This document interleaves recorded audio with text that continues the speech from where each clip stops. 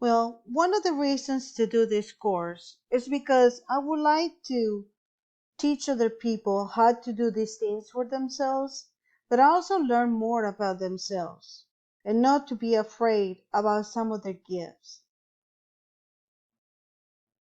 I hope that we can create a ripple effect that increases the awareness that we all have angels, that we all can communicate with them, and that we all have a spiritual gift that we can give to other people. The main difference between a psychic and an angel reading is that in the former, psychics normally receive information from spirit guides, while in the latter, the guidance comes from God and the angels. An angel reading involves much more than giving a fortune or telling the future. It means teaching, empowering, and life-affirming messages and spiritual tools so that the clients know how to contact their own angels. Now, we learned yesterday about claircognizance, and today we're going to learn about clairaudience or clear hearing. Hearing the voice of a spirit is called clairaudience or clear hearing. Only about 2% of the population are able to have this gift. Let's discuss what it is and how to increase its volume and clarity. There are some common ways in which you hear heaven's voice. Chances are that you heard your angels and other spiritual beings speak to you through your life. So I'm going to ask you if any of these situations have ever happened to you. Upon awakening, you hear your name called by a disembodied voice. I know personally this has happened to me twice in the last 2 years. And I can explain later on a little bit about the two examples. Out of nowhere, you can detect a strain of beautiful celestial sounding music. You hear the song repeatedly, either in your head or on the radio. There is a loud, shrill ringing noise in one ear. We'll talk about the physical causes also of this phenomenon. You overheard a conversation in which a stranger says the exact thing that you needed to hear. You just happen to turn on the television or radio at the precise moment when a relevant discussion is occurring. You pick up on a loved one's call for help, and it turns out that he or she needed assistance just then. A disembodied voice gives you a warning or a life-enhancing message. You're looking for a lost item. You pray for assistance, and then you hear a voice telling you where to locate it. Some of these are examples of clairaudience. Now, I was kind of debating whether or not to give you the two examples that happened to me, because one of them is kind of personal, and it was related to one of my nephews, and I really don't want to, hurt the person, the mother, with this story. So I guess I'm gonna tell you about another example that happened to me probably about a year and a half ago. So my daughter, when she was 15, this was about a couple of years ago, like I said, um, she had a friend, and she was about 15 years old. She had a friend that was um, very sick. They couldn't find out what was wrong with him, and then I believe that they found out that he had some kind of cancer. I believe that it was like bone cancer of some kind, and he passed away when he was 15. He was very young. And I'm gonna say this young man's name because I don't wanna, the privacy of the family. And so my daughter doesn't live with me. She lives with her father in another state. But she had come for the funeral. And so she was getting dressed in the morning, and I had been working night shift, and I was extremely tired. And I said to her, "Do you want me to take you to the funeral?" And she said, no, Mom, I'm okay. And I said, are you sure? Because I know this can be kind of traumatic for a young person, especially if they've never seen this before. I was kind of, worried about her. But she says, no, I'm going with two or three of my friends, and there's so-and-so's mom, somebody else's mom, and she's going to take us in their car, and they might not have enough space in the car. And, so I said, okay. I kind of felt strange to let her go. But since she was like grieving, and she was, and she was just, 15, 16, she was going with people we knew of the family, friends of the family. I thought, not a big deal. And so I was lying down in bed, and well, she got dressed and she left with this family, and we were living about 45 minutes away from the funeral, from where the funeral was held. And so, because I've been, working during night shift, I was extremely tired. I passed out, and all of a sudden, I see this kid just in my face. Excuse me, just in my face, screaming at me. What are you doing? Get dressed. You're gonna miss my funeral. And I'm here running in the parking lot. I'm playing with all the cars. Look how many people have come to see me. Come on, you're gonna miss it. And I mean, when I say he was right on my face, I saw his face, just like I see a normal person, just screaming at me so loud, that, it was like real, like happening. It was like a dream state. And so it was such a scary, because it was like a jolt to my body system. I got up, took a shower, got dressed, and I decided to get there. And I'm so glad that I did. And so I went to the funeral of this young man, and obviously, the family and everything. And my daughter says, Mom, what's going on?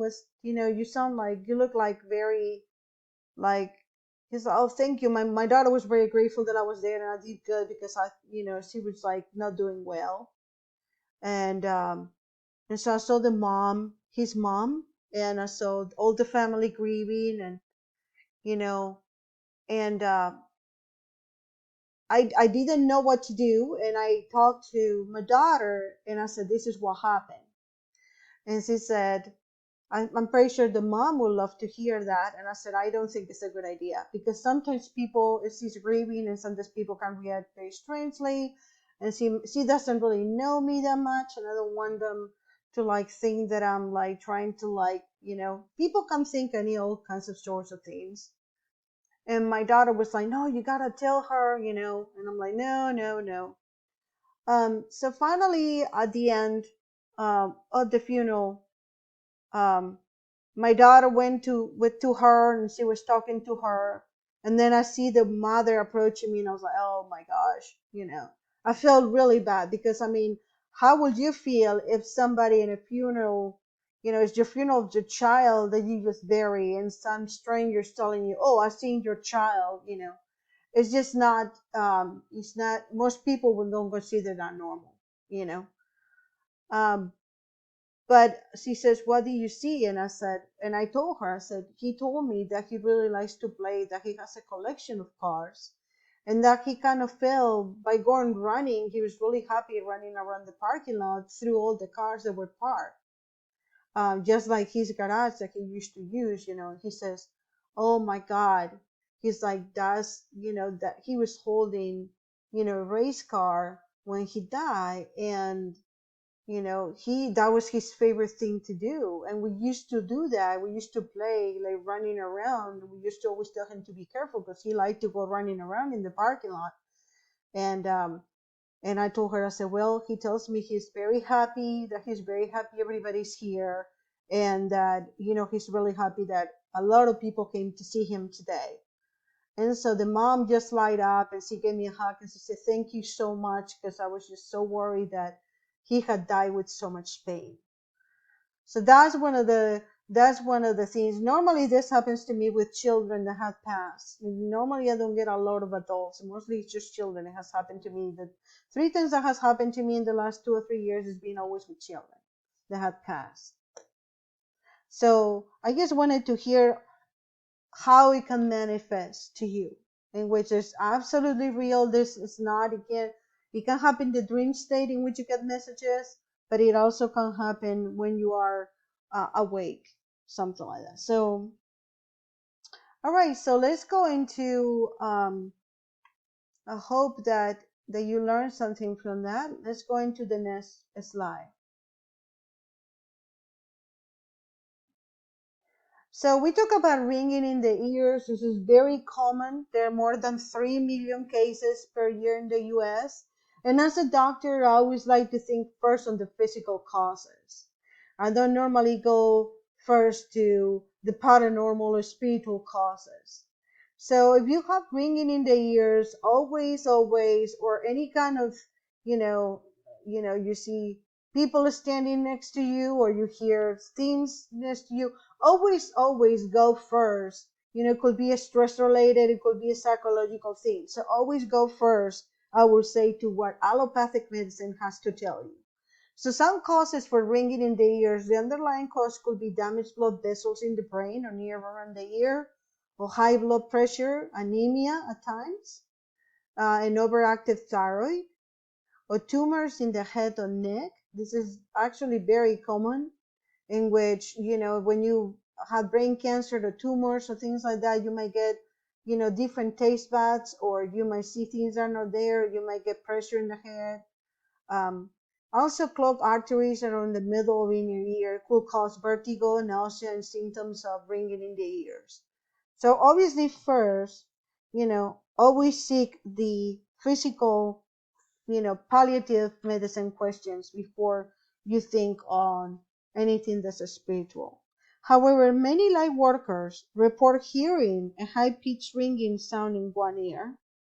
It is a shrill noise that can be painful and intrusive. And when checked by a physician, tinnitus, which is a disturbance of the auditory nerve, is usually ruled out. So that's because the ringing is of a non-physical origin. It is a band of woven information encoded in electrical impulses. Heaven downloads guidance, assistance, and information through this bandwidth, which sounds like a computer modem hooking up into the internet. Now, I also wanted to say that there's also a third cause that has been attributed to the magnetism and the vibration of the earth, and that in some persons that are extremely sensitive and might have overdeveloped um, the ear bones in their ear canal, can also pick up some of this vibration that occurs naturally in the earth's magnetic field.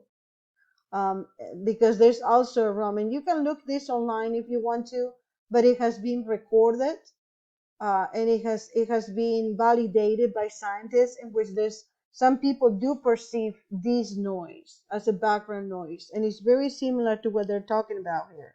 So sometimes the ringing is accompanied by pinching or pulling sensation on the earlobe, and this happens when angels and guides want your attention. So you don't need to understand the message encoded within the ringing sound. You just need to commit to receiving it. The information will be stored in your unconscious, where it will positively influence your actions, ensuring that you don't procrastinate with respect to your light worker mission. And I wanted to be respectful to all the people all over the world that suffer from this ringing in the ears through palliative medicine, because I know of cases as a hypnotherapist in which people will hear, and by the way, hypnotherapy can help with this, but they can hear this ringing in the ears non-stop for days and weeks, and they have, sometimes it is so, people will be crying because they can't sleep, they can't eat, they can't have a normal life because of this ringing in the ears. So I wanted to say that I wanted to acknowledge these people, and I hope that you think about, in addition to palliative medicine, to visit your hypnotherapist for this, because it does help. So don't worry about the ringing. Could be coming from lower or dark source. The sound shows that the energetic frequency of the encoded information originates from a high place of divine love. The ringing sound is actually an answer to your prayers for guidance about your life mission. If it becomes too loud, sharp, or intrusive, mentally tell your angels that it's hurting you and ask them to turn it down the volume. This information will still be transmitted to you. It will just come to you in a quieter fashion. And remember, we talked that we are towers. We are picking information, and definitely I know, because I have seen it as a hypnotherapist, that there are people that are extremely sensitive to noise. And then they might pick lower frequencies that most people might not used to. But remember, there's always an exception. So we don't want to put everybody in the same category. So when you petition your angels and guides to turn down the volume of the ringing and to stop hurting, you will never be bothered again by loud tones or painful ears. So how do we know that angels are actually talking to us? Who is doing the talking? Well, God's voice sounds very loud, to the point, friendly, and casual, or so I've been told, with good humor and more than vernacular.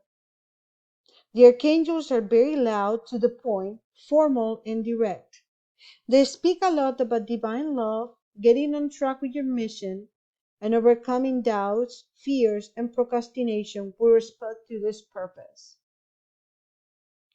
The angels sound almost Shakespearean at times, with very archaic and formal speech patterns. Your higher self sounds like your own voice. The ego comes across as abusive, discouraging, paranoid, and depressing, and it begins sentences with the word I, because it is egocentric. So, how to increase your clairaudience? How to hear heaven's messages? We're all naturally psychic, and this ability includes clairaudience and all of the other clairs. As we mentioned before, we usually find that each person possesses one primary channel of divine communication. It is similar to a four-cylinder automobile engine. All four cylinders work and are equally important. However, you have one cylinder that fires first before the others. So your primary clair drives the engine of the divine guidance. If you're naturally auditory, you already heard the voice of God and your angels. However, if this isn't your primary channel of divine communication, you may struggle to pick up one heaven's voice. You might read about accounts of people who receive warnings or messages from the angels and wonder, why don't angels talk to me? So here are several methods that can help you clear the voice of the divine loud and clear. And we can see a picture here of Joan of Arc, who hear voices. So in popular culture, we know it's a sign of insanity through palliative medicine to be able to hear voices.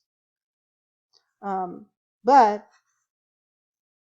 we're going to talk about false guidance.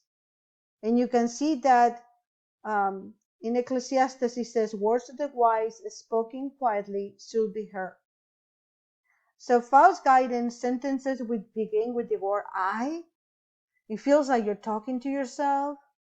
If the message is muddy or cryptic or unclear, or the voice is wordy and vague, if the tone is daunting, alarming, or cruel, or the message increases in speculation or gossip about others, or you hear abusive words, that's normally the ego that you're hearing.